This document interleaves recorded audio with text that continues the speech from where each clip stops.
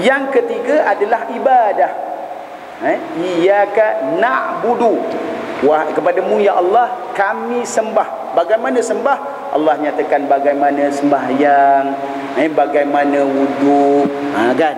Walaupun kalau dalam Al-Quran tu tidak dijelaskan mana dulu warka'u wasjudu, tapi bila nak sembahyang kena ikut Nabi. Sallu kama ra'aitumuni usalli. Dalam Quran tu lengkap. Cuma tidak disebut dalam teraturnya, maka yang menjelaskannya adalah Nabi kita Muhammad sallallahu alaihi wasallam. Sebab itulah kita kena pegang Al-Quran dan hadis. Ada jemaah dia kata saya jemaah Al-Quran, pegang pada Al-Quran saja. Tidak berpegang pada hadis. Kenapa tak pegang pada hadis? Hadis ni nanti mungkin boleh palsu.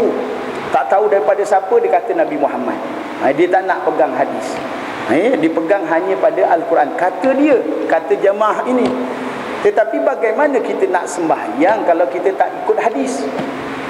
Sedangkan di dalam Al-Quran tidak diterangkan secara detail bagaimana sembahyang. Dalam Al-Quran disebut warka'u wasjudu. Tak ada pula takbiratul ihram kat mana? Kan? Nak baca, nak takbir tu bila? Masuk waktu tu bila?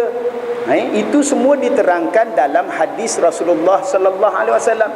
Jadi kita tak boleh pisahkan Al-Quran dengan hadis ni. Walaupun apa orang kata, walaupun dia kata dia lah lebih baik, dia faham betul-betul, mana ada orang yang faham lebih daripada Rasulullah sallallahu alaihi wasallam. Jadi yang faham tu Rasulullah. Maka Rasulullah ajar manusia, ajar para sahabat. Sahabat ikut Rasulullah, sahabat berjaya. Adakah kita ni lebih baik, bijak, lebih pandai baca Al-Quran terus faham? Tidak, tak boleh. Sebab tu dia ada ikut hadis. Mengikut hadis Rasulullah sallallahu alaihi wasallam. Tak boleh dipisahkan antara Al-Quran dan hadis. Jadi yang ketiga adalah ibadah, iaitu bagaimana kalau kita lihat dalam ayat-ayat Allah, bagaimana untuk beribadah, nak berbuat perkara yang baik, sama ada yang wajib ataupun yang sunat. Yang wajib tentang sembahyang, yang sunat tentang sedekah, dan berbagai lagi diterangkan oleh Allah Subhanahu wa taala. Yang hari ini pun manusia keliru. Kefahamannya walaupun dah ada Al-Quran, dah ada sunnah, tapi masih keliru. Ini kan pula kalau tak ada Quran, tak ada sunnah. Sebagai contoh tuan-tuan, kita walaupun dah duduk sampai berapa lama ni, umur kita sambut Maulidur Rasul, tentang perkara hukum Allah wajib sunat pun tak jelas lagi. Kenapa saya kata wajib dan sunat tak jelas? Yang wajib pun kadang-kadang kita tak buat. Sedangkan Allah kata wajib itu mesti buat, bukan terpaksa buat.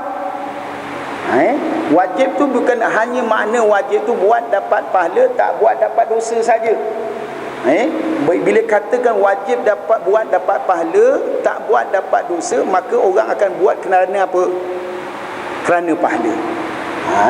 Bila kita kata wajib tu mesti buat, dah akhirnya orang faham apa? Terpaksa buat. Sedangkan wajib itu perintah Allah yang mesti dilakukan sebagai suatu keutamaan untuk kebahagiaan manusia. Letakkan wajib itu apa? Perintah Allah. Yang tentang pahala tu Allah nak bagi, alhamdulillah. Tentang kebaikan Allah, Allah bagi lagi, alhamdulillah. Sebab sebenarnya perintah Allah. Bukan wajib tu mesti buat, terpaksa buat. Bila mesti buat, terpaksa buat, adakah yang kita buat ibadah tu ikhlas tak ikhlas? Tak ikhlas. Kan? Dan kita nak syurga Allah dan semua, lagilah tak ikhlas kalau kita lihat seperti itu. Tapi yang kita nak letakkan ialah perintah Allah.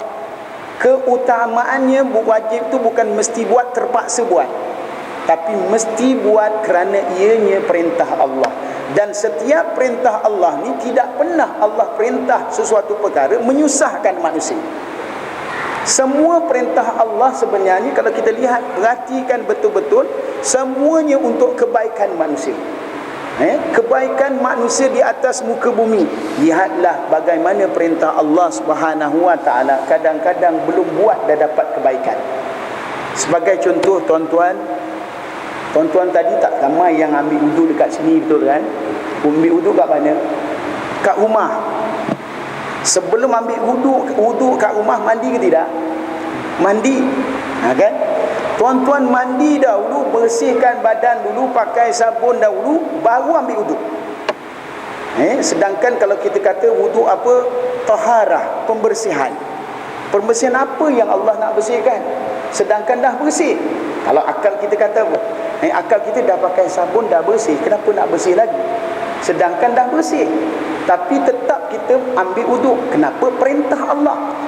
Kita nak letakkan tu, perintah Allah. Kenapa? Kebaikan. Apa kebaikan wudu? Bukan setakat membasuh kekotoran pada muka. Muka dah bersih, dah pakai sabun. Tangan dah bersih, dah pakai sabun. Tetapi kerana Allah berikan kelebihan daripada wudu itu, menghapuskan dosa.